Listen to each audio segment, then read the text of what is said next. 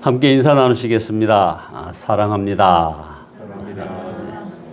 사랑합니다. 담임 목사님께서는 이호윤 서울기독대학교 교수이시고 이호윤 집사님 부친상을 어제 밤늦게 갑자기 당해서 지금 이 새벽에 부산으로 출발을 하셔서 제가 대신 이렇게 서게 됐습니다. 오늘 말씀 제목은 선줄로 생각하는 자는 넘어질까 조심하라 라는 고린도전서 10장 12절의 말씀을 그대로 따서 제목을 삼았습니다.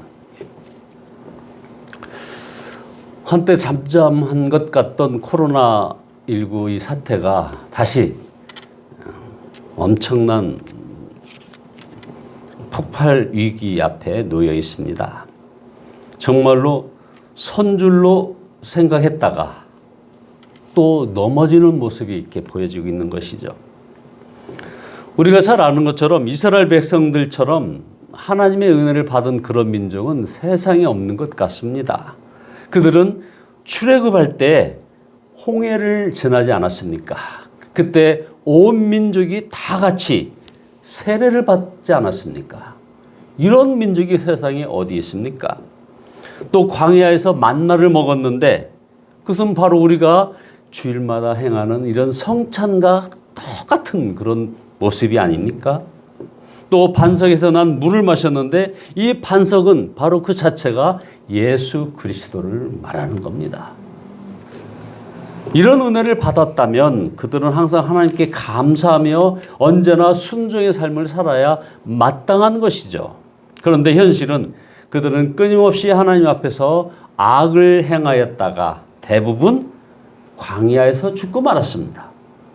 사도 바울은 바로 이 이야기를 고린도전서 10장에서 끄집어내서 하면서 고린도 교회 교인들도 이 성경을 읽는 지금 현대 교회의 모든 그리스도인들도 정신 차려야 한다고 지금 메시지를 주고 있는 겁니다. 그래서 6절에 이런 일들은 우리 조상들이 악을 좋아한 것과 같이 우리가 악을 좋아하는 사람이 되어서는 안 된다는 것을 우리에게 가르쳐주는 본보기가 되었다고 말씀하고 있는 것입니다. 구원받은 사람이라도 악을 좋아하는 죄의 본성은 여전하다 하는 것을 명심하지 못한다면 이스라엘 백성들처럼 죄를 짓다가 멸망한다는 것입니다. 사도 바울은 이스라엘 백성이 저지른 죄 4가지를 언급합니다. 고린도전서 10장 7절에서 이들은 우상 숭배를 했고 그 다음 8절에서는 음행을 저질렀고 9절에서는 바로 전능하신 하나님을 시험했고 그 다음 10절에서는 하나님께 자신들을 그렇게 인도해낸 하나님을 향해서 원망과 불평이 끊이지 않았다는 것입니다. 여러분, 이것은 이스라엘 백성들만의 문제일까요? 고린도 교회 교인들이 그랬다는 것을 지금 고린도 전서를 통해서 고린도 교회에게 편지를 했습니다만 우리들도 그렇다는 것을 지금 강조하고 있는 겁니다. 사도 바울은 특히 스스로 믿음이 좋다고 자만하는 사람들에게 경고를 하고 있습니다. 그런즉 선줄로 생각하는 자는 넘어질까 조심하라. 고린도 교회 교인들 중에 자신은 영적으로 굳게 서 있다. 나의 신앙의 연조는 수십 년이 된다 하면서 자만하는 사람들이 있었습니다. 그들은 자신의 의에 사로잡혀가지고 사도 바울을 의심하고 또 그 바울을 비난까지 했습니다. 그래서 비난하는 자신이 서로가 또 옳다면서 자기들끼리도 또 다툼의 경쟁을 하고 있는 겁니다. 우상 숭배하는 신전에 들어가서 제사 음식을 먹으면서 그것이 마치 큰 믿음인 것처럼 자랑을 하며 믿음이 약한 자들을 실족하게 하고 있습니다. 믿음이 약한 자들을 실족하게 하는 우리 이 한국 사회의 이 여러 현상들 우리가 잘 보지 않습니까? 말도 안 되는 음행의 죄를 짓는 이들을 용납하는 겁니다. 그러면서도 그들은 자신들이 믿음이 좋다고 사랑이 충만하다고 자랑까지 했다는 겁니다. 그들은 자신들에게도 악을 좋아하는 죄의 본성이 있음을 인정하려 하지 않았다는 겁니다. 사도 바울은 그런 교만함을 조심하지 않으면 반드시 넘어진다고 재차 경고하고 있는 것입니다. 계시록에서 주님께서 사대교회를 책망하면서 내가 네 행위를 아노니 네가 살았다는 이름은 가졌으나 죽은 자로다 하고 경고의 말씀을 발하셨습니다. 오늘도 마찬가지입니다. 성도라고 하는 이 살아있다는 이름입니다. 성도, 거룩한 이 무리, 살아있다는 거죠. 목회자, 장로, 권사, 집사, 교사 다 살아있는 이름입니다. 그런데 실상은 죽은 사람들이 있다는 것입니다. 이런 사람은 죄에 무너진 사람을 보면 어떻게 그런 죄를 지을 수 있느냐라고 정죄합니다. 자기가 죄를 지었음이 드러나면 또 변명을 합니다. 내가 그런 죄를 짓게 된 줄을 상상도 못했다고 하면서 자신의 무서운 그 교만과 무지를 드러냅니다. 보십시오. 대표적인 사람이 바로 다윗 아닙니까? 하나님의 총애를 받은 자, 하나님의 마음에 합한 자가 이 다윗과 많은 사람이 어디 있습니까? 하지만 그 다윗도 충실한 신하 우리아의 아내와 간음하고 우리아를 전쟁터에서 죽게 한 끔찍한 죄를 저질렀습니다. 문제는 그러고도 얼마나 뻔뻔했는지 모른다는 것입니다. 하나님께서 보낸 나단 선지자가 와서 양과 소가 많은 부자가 가난한 자가 딸처럼 기르는 하나뿐인 암양을 잡아 손님 대접을 했다는 말에 노하면서 이렇게 소리를 칩니다. 여호와의 사심을 가리켜 맹세하노니 이 일을 행한 사람은 마땅히 죽을 자라. 사무엘하 12장 5절에서 이렇게 자신은 의롭다고 하면서 얘기를 하고 있습니다. 자기에게 악을 좋아하는 죄의 본성이 있음을 명심하지 못하면 이런 다윗과 같은 우를 우리도 범하게 되는 것입니다. 친구 목사의 고백을 여러분에게 소개하겠습니다. 어디 친구 목사만의 고백이겠습니까? 이 사람은 모든 사람은 다 죄인이다라는 말씀에 실감을 못했다는 겁니다. 사역 현장에서.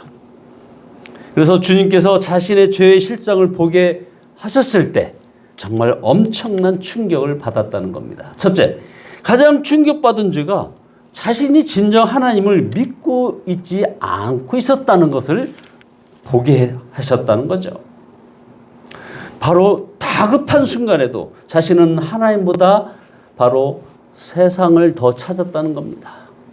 어제도 많은 목회자들이 함께 있었는데 바로 이제 오후 5시에 집합 금지 명령이 나가지 않았습니까? 그 와중에도 지금까지 한 번도 온라인 예배를 준비하지 않았던 교회 목사님이 그렇게 얘기하는 겁니다. 어떡하지? 이제 어떡하지?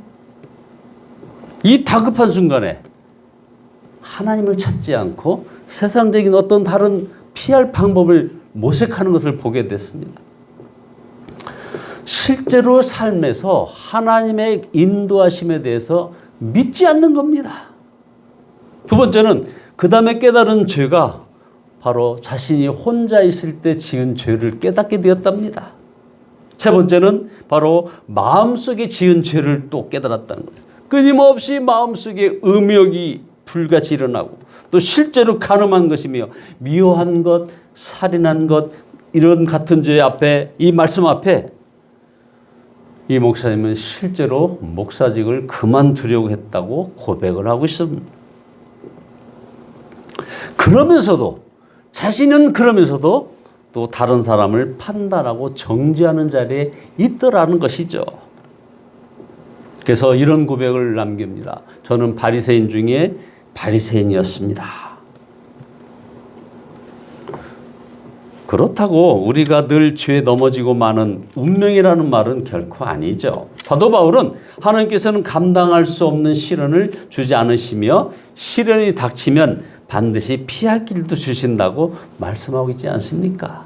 우리 이 말씀이 바로 우리 앞에 복음임을 우리는 압니다. 우리 안에 악을 좋아하는 죄의 본성이 있는데 어떻게 우리가 온갖 시련과 시험을 이길 수 있을까요? 하나님께서 우리를 도우시는 보혜사 성령을 우리 안에 임하시게 하셨기 때문입니다. 성령께서는 우리가 육신의 본성을 따라가지 않고 주 예수님을 바라보고 그 주님을 따라 살게 인도해 주십니다. 이것이 하나님께서 우리에게 마련해 주신 시험을 벗어날 길인 것입니다. 그러므로 어떤 성도도 죄에서 자유로울 수 없지만 예수님만 붙잡으면 어떤 시련과 시험에도 승리할 수 있는 것입니다. 겉으로는 믿음이 좋아 보이는 사람이 왜 죄 앞에 맥없이 무너지는 것일까? 예수님에 대하여 알지만 그 예수님을 바라보지 않고 예수님과 친밀하게 동행하는 삶을 살지 않는 것입니다. 정말입니다. 정말 그렇게 살지 않는 것 같습니다. 그런 사람은 겉으로는 믿음 좋은 사람처럼 보이지만 실제로는 끊임없이 나 하면서 세상의 소유와 성공, 육신의 그 정욕과 쾌락을 추구하며 살 수밖에 없는 것이죠. 가까이 있는 사람은 다 압니다. 영적으로 공허한 사람인 겁니다. 여기에 예외 없이 마귀가 다가와서 우리의 육신의 욕망을 충동질합니다. 그래서 구원받은 그 복을 다 잃어버리게 만들어버립니다. 그러므로 언제나 예수님과 한 몸이 되었음을 명심하고 우리가 살아야 하는 바로 이 당위가 여기에 있는 것입니다. 그래서 주님께서 우리에게 바로 성찬의 은혜를 허락하신 것입니다. 그래서 고린도전서 10장 16절에 우리가 축복하는 축복의 잔은 예수 그리스도의 피에 참여함이 아닌가? 우리가 때는 이 빵은 그리스도의 몸에 참여함이 아닌가? 바로 우리는 이 성찬을 통하여 예수님과 한 몸이 되었음을 계속해서 확인하는 겁니다. 여러분, 그런데 이 코로나19의 이 엄중함 앞에 지금 이제는 국가가 대면 예배를 제한하고 있습니다. 여기서 가장 타격받는 것이 무엇인지 아십니까, 여러분? 우리가 매 주일마다 대면하면서 성찬을 하는 이것을 지금 벌써 몇 개월째 거르고 있는 많은 분들이 있다는 것입니다. 성찬은 주님과만 하나 되게 하는 그런 역사의 아주 출발점입니다. 성찬을 함께 받는 교인들과도 주 안에서 한 몸이 되었음을 깨닫게 해주는 것이 바로 이 성찬의 자리입니다. 근데 지금 하나님께서 이 민족의 앞에 이 성찬을 할 수 없게 지금 우리를 이렇게 몰아가고 있는 이 상황을 우리는 지금 이 시련을 어떻게 해야 되겠습니까? 많은 목사님들이 올해 말에 한국교회 교인들은 이제 반토막이 될 수도 있을 것이다 라고 얘기합니다. 대면에서 성찬을 같이 하면서 그리스도의 죽고 다시 살고 한 이것을 우리가 경험하면서 우리가 그 근접한 죄의 유혹에서 벗어날 수 있는 계기를 마련해서 주님과 한 몸이 되어야 되는데 정말 엄청난 지금 이 시련이 우리 앞에 놓여 있습니다. 여러분, 성찬이야말로 정말 이 엄청난 역사이고 이 떡이 하나요 많은 우리가 한 몸이니 이는 우리가 다 한 떡에 참여함이라고 말씀하신 이 말씀 앞에 이게 바로 교회의 비밀이고 영광 아닙니까? 다른 교인들과도 한 몸 되기 싫은 그런 사람이 있을지는 모르겠지만은 여러분, 이것은 그런 사람들은 그 본인의 자유이지만 그렇다면 주님과 한 몸 되는 것도 포기해야 할 것이냐 이 말입니다. 교회가 너무나 소중한 것임을 우리 성도님들 다 아시기 바랍니다. 교회의 성찬이 행할 수가 없다면 이 성찬을 어디서 받습니까? 귀신에게 제사하는 사람도 귀신과 한 몸 된다는 것을 우리가 알아야 합니다. 그래서 성도는 무슨 일이 있어도 귀신과 교제하지 말아야 하는 거죠. 그래서 20절에 너희가 귀신과 교제하는 그런 자가 되기를 원치 아니하노라 라고 말씀하시면서 너희가 주님의 잔을 마시고 아울러 귀신들의 잔을 겸하여 참여하지 못하리라. 사도 바울의 경고입니다. 그러나 여러분, 우상숭배가 귀신이나 신상에 절하는 것뿐만 아님을 우리는 명심해야 됩니다. 여기 안에 있는 탐심이 이제 우상숭배인 겁니다. 자, 이제 사탄은 우리에게 잘됐다 하면서 이 코로나19 앞에 이 엄중함 앞에서 이제 우리를 이제 바로 이 탐심의 우상으로 몰아갈 것입니다. 분명합니다. 그래서 골로새서 3장 5절에 그러므로 땅에 있는 지체를 죽이라 곧 음란과 부정과 사욕과 악한 정욕과 탐심이니 탐심은 우상 숭배니라.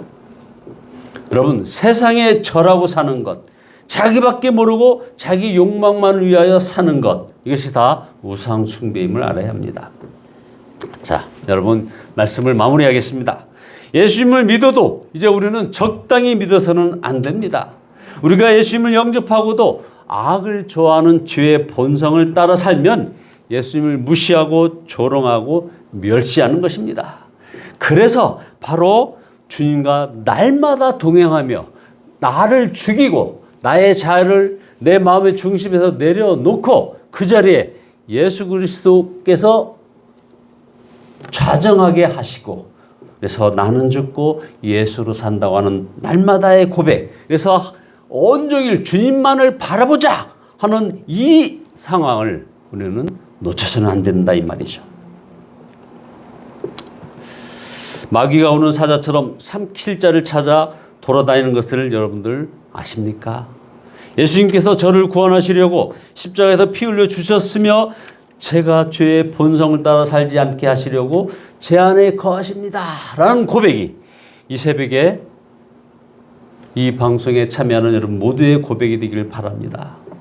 당연히 주님을 항상 바라보며 살아야 한다는 고백이 있어져야 합니다. 그래서 여러분, 오늘 말씀의 결론은 나는 마음의 중심에서 나의 중심을 내려놓고 바로 그곳에 예수 그리스도를 모시고 사는 바로 예수로 사는 사람이다라는 고백인 말입니다.